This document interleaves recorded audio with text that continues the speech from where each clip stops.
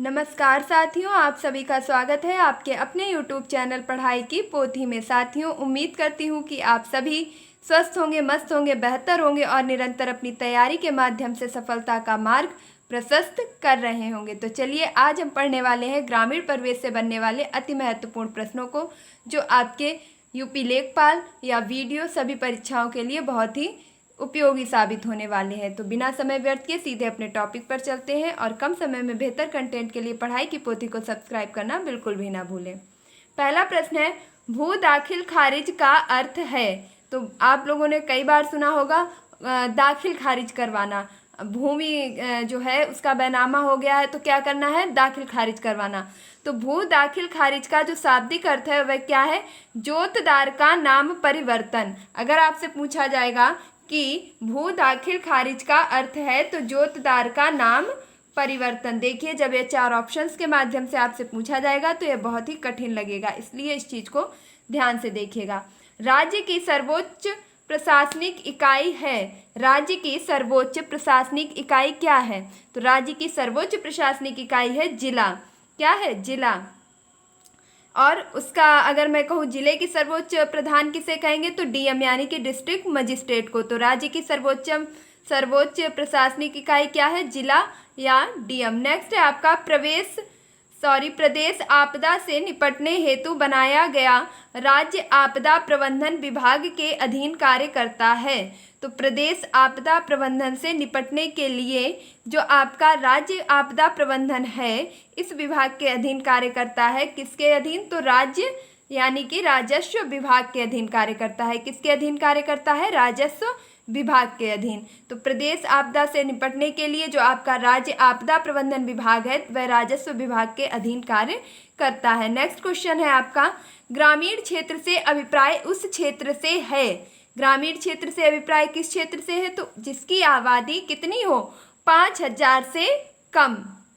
ग्रामीण क्षेत्र हम किसे कहेंगे? तो जिसकी आबादी 5,000 से कम हो। नेक्स्ट हम कहेंगे कि 400 व्यक्ति प्रति किलोमीटर स्क्वायर, यानी कि जो 400 व्यक्ति हैं वह प्रति वर्ग किलोमीटर में निवास कर रहे हो, उसे हम क्या कहेंगे? ग्रामीण क्षेत्र। नेक्स्ट अगर आपसे कहा जाए कि ग्रामीण आधारभूत ढांचे हेतु 2005 में चलाई गई योजना है। तो ग्रामीण के आधारभूत ढांचे के लिए जो सन 2005 में एक योजना चलाई गई थी उसका नाम क्या है? तो उसका नाम है भारत निर्माण। क्या नाम है? भारत निर्माण। देखिए, ये मत सोचिएगा कि करंट अफेयर से रिलेटेड ही योजनाएं पूछी जाएंगी। ग्रामीण परिवेश में आपसे जो पुराने समय की योजनाएं हैं जो ग्रामीण विकास के लिए चलाई गई थी उनसे भी प्रश्न पूछा जाएगा। तो आप सभी उन योजनाओं को भी एक बार जरूर देख लीजिएगा। नेक्स्ट है आपका, जिला पंचायत का सचिव है। यह आपके वन लाइनर प्रश्नोत्तरी है और प्लीज वीडियो को अंत तक जरूर देखिएगा। ये सभी प्रश्न आपको बिल्कुल सिलेक्टेड मैटर से प्रोवाइड किए जा रहे हैं। तो जिला पंचायत का सचिव कौन होता है? तो जिला पंचायत का सचिव होता है मुख्य विकास अधिकारी। कौन होता है? मुख्य विकास अधिकारी। अगला प्रश्न है आपका, भारत गांव में निवास करता है। भारत गांव में निवास करता है, यह कथन किसका था? तो भारत गांव में निवास करता है या भारत की आत्मा गांव में निवास करती है, इत्यादि इत्यादि प्रश्न अगर आपसे पूछे जाएं तो ये आपके कथन जो कहे हैं यह महात्मा गांधी जी के द्वारा कहे गए हैं कि भारत की आत्मा गांव में निवास करती है, भारत गांव में निवास करता है, भारत का हृदय गांव है। इस प्रकार से आपसे जो पूछा जाएगा आप रिलेट करके समझ पाएंगे कि ये सभी परिभाषाएं महात्मा गांधी जी के द्वारा दी गई हैं। नेक्स्ट क्वेश्चन है आपका, देश में लगान की अधिकतम सीमा अवधि है। जो आपके देश में लगान लिया जाता है उसकी अधिकतम सीमा अवधि कितनी है? तो सकल उत्पादन के 1/5 से, यानी जो भी आपका उत्पादन हो रहा है उसमें से सकल उत्पादन के 1/5 से 1/4 से अधिक नहीं। जो आपका सकल उत्पादन होगा पहले उसका 1/5 निकालना है, फिर उसका जो 1/5 आएगा उसका 1/4 हिस्सा है उससे अधिक लगान नहीं लेना है। तो देश में जो लगान की अधिकतम सीमा है वह कितनी है? तो सकल उत्पादन के 1/5 से 1/4 जो है उससे अधिक नहीं लिया जाएगा, उससे कम ही, यानी कि सकल उत्पाद के 1/5 जो भी हिस्सा निकलेगा उसका 1/4 हिस्सा जितना है उसके अंदर ही लगान लिया जाएगा। नेक्स्ट क्वेश्चन है आपका, ग्राम भू प्रबंध समिति का अध्यक्ष है? तो ग्राम भू प्रबंध समिति का अध्यक्ष कौन होता है? ग्राम प्रधान। देखिए, ग्राम प्रधान के बारे में आपने काफ़ी नॉलेज ली होगी, पर यकीन मानिए जब आपसे प्रश्न पूछा जाएगा कि ग्राम भू प्रबंध समिति का अध्यक्ष है, लेखपाल, कानूनगो, तहसीलदार, ग्राम प्रधान इत्यादि इत्यादि प्रश्न, अमीन, इस प्रकार से पूछे जाएंगे तो आप कंफ्यूजन में आ जाएंगे। तो आप याद रखेंगे कि ग्राम भू प्रबंध समिति का अध्यक्ष कौन होता है? ग्राम प्रधान। अगला प्रश्न है, भूमि सेना परियोजना संबंधित है? तो यह जो एक परियोजना चलाई गई थी कि भूमि सेना परियोजना, तो यह भूमि सेना परियोजना किससे संबंधित है? लघु एवं सीमांत कृषक एवं भूमिहीन मजदूरों से। देखिए, इत्मीनान से समझिएगा कि जो भूमि सेना परियोजना है यह आपके लघु किसान, सीमांत किसान और जो भूमिहीन मजदूर हैं उनसे संबंधित है। नेक्स्ट है आपका खंड स्तर पर पंचायत समिति है। जो खंड स्तर पर आपके जिला और खंड, ग्राम, इस प्रकार से जो आपके विभाजन किया गया है, तो जो आपके खंड स्तर पर पंचायत समिति है उसका जो है क्या कार्य है? तो इसे कहते हैं प्रशासनिक प्राधिकरण। तो खंड स्तर पर पंचायत समिति क्या है? प्रशासनिक प्राधिकरण। यह प्रश्न ऐसे ही पूछे जाएंगे। अगला प्रश्न है, किस वर्ष चकबंदी योजना को संपूर्ण देश में लागू किया गया? जो आपके चकबंदी योजना चलती है इसे संपूर्ण देश में कब लागू किया गया? तो 1958 यानी कि 1958 को। नेक्स्ट है आपका, भूमि विकास बैंक किस प्रकार का ऋण देता है? भूमि विकास बैंक किस प्रकार का ऋण देता है? तो उत्तर हो जाएगा आपका दीर्घकालीन साख। नेक्स्ट है आपका, उत्तर प्रदेश में मालगुजारी से संबंधित न्यायिक कार्यों की सबसे बड़ी संस्था राजस्व परिषद है। तो प्रश्न क्या था? और उत्तर भी इसी में था कि उत्तर प्रदेश में मालगुजारी से संबंधित जो आपके न्यायिक कार्य हैं उनकी सबसे बड़ी संस्था क्या है? राजस्व परिषद। अब इसकी स्थापना कब की गई थी? तो इसकी स्थापना सन 1831 यानी कि 1831 ईस्वी को प्रयागराज में की गई थी। आराम से समझ लीजिएगा कि उत्तर प्रदेश में जो मालगुजारी से संबंधित न्यायिक कार्य है उनकी जो सबसे बड़ी संस्था है वह आपकी कौन सी है? तो राजस्व परिषद। इसकी स्थापना कब की गई? 1831 में। और कहाँ पर की गई? तो प्रयागराज में की गई। अब प्रयागराज, इसका अगर आपसे पूछा जाए कि पुराना नाम क्या है तो इलाहाबाद। नेक्स्ट क्वेश्चन है आपका, उत्तर प्रदेश राजस्व। अब देखिए, उत्तर प्रदेश राजस्व से हम कुछ प्रश्न पढ़ेंगे। राज्यसभा में उत्तर प्रदेश की कुल सीटें हैं तो कितनी है? 31। अब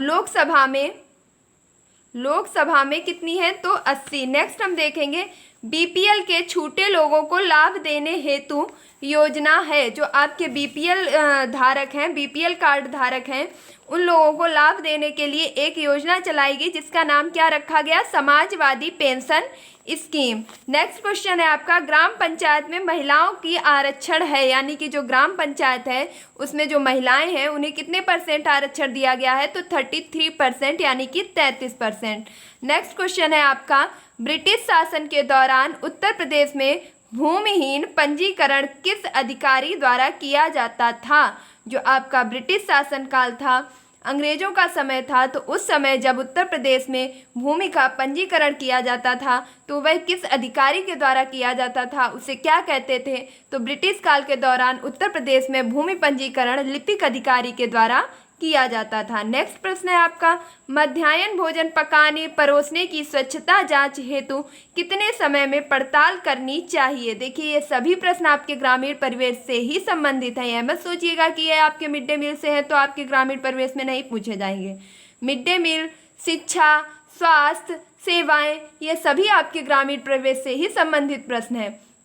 जो भी आपका कृषि से संबंधित योजनाएं हैं, स्वास्थ्य से संबंधित ग्रामीण योजनाएं हैं, शिक्षा से संबंधित ग्रामीण योजनाएं हैं, आपके जो भी, अगर मैं बात करूं कृषि से संबंधित जो भी जितनी भी योजनाएं, आपके जो भी कार्य गांव और घरों में आपके संचालित हो रहे हैं वह सभी आपसे ग्रामीण परिवेश के अंतर्गत पूछे जाएंगे। तो मध्याह्न भोजन पकाने परोसने की स्वच्छता जांच हेतु कितने समय में पड़ताल करनी चाहिए? तो दैनिक करनी चाहिए। ऐसा नहीं है कि आप साप्ताहिक या मासिक करेंगे। कब करनी चाहिए? तो इसे दैनिक जांच करनी चाहिए। केंद्र और राज्य का जो रेशियो है, इसमें जो खर्चा होता है आपके मध्याह्न भोजन में, इसमें केंद्र सरकार के द्वारा 60%, यानी कि इसका अनुपात अगर पूछा जाए तो 60 और 40 में होता है। 60% आपका केंद्र सरकार और 40% आपका राज्य सरकार के द्वारा वहन किया जाता है। केंद्र सरकार ने 15 अगस्त 1995 को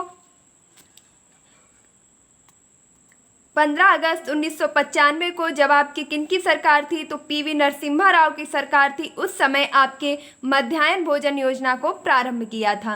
तो आप याद रखेंगे कि मध्याह्न भोजन योजना को कब प्रारंभ किया, 15 अगस्त 1995 को। और उस समय आपके देश के प्रधानमंत्री कौन थे, तो पीवी नरसिम्हा राव। बात की जाए कि इसके जब भोजन पकाने की जो है उसका जांच कब की जाती है, तो दैनिक की जाती है। इसमें केंद्र और राज्य का खर्चे का बंटवारा कैसा है, किस अनुपात में है, तो 60 और 40 के अनुपात में है। यहीं पर आप याद रखेंगे कि इस मध्याह्न भोजन योजना का वर्तमान में नाम बदल के क्या कर दिया गया है, पीएम पोषण योजना। अति महत्वपूर्ण प्रश्न है आपके लिए, जरूर याद रखिएगा। नेक्स्ट है क्वेश्चन, तहसील स्तर पर सरकारी निकाय को कहा जाता है, तो तहसील स्तर पर सरकारी निकाय को कहा जाता है पंचायत समिति। तो ये थे आपके ग्रामीण परिवेश से बनने वाले कुछ महत्वपूर्ण प्रश्न। अगर आपको अच्छे लगे हैं, आपकी परीक्षा की दृष्टि से महत्वपूर्ण लगे, हेल्पफुल लगे हैं, तो प्लीज़ वीडियो को लाइक, शेयर और सब्सक्राइब करना चैनल को बिल्कुल भी ना भूलिएगा। अगर आपने अभी तक पढ़ाई की पोथी को सब्सक्राइब नहीं किया है तो इसे सब्सक्राइब कर लीजिएगा। और इसी प्रकार ग्रामीण परिवेश की श्रृंखला से आगे बनने वाले प्रश्नों को भी मैं लगातार आपको बताती रहूँगी। तो धन्यवाद, मिलते हैं अपने नेक्स्ट वीडियो में। तब तक के लिए खुश रहिए, मस्त रहिए, पढ़ाई में निरंतरता बनाए रखिए, अपने माता पिता और गुरुजनों का सम्मान कीजिए।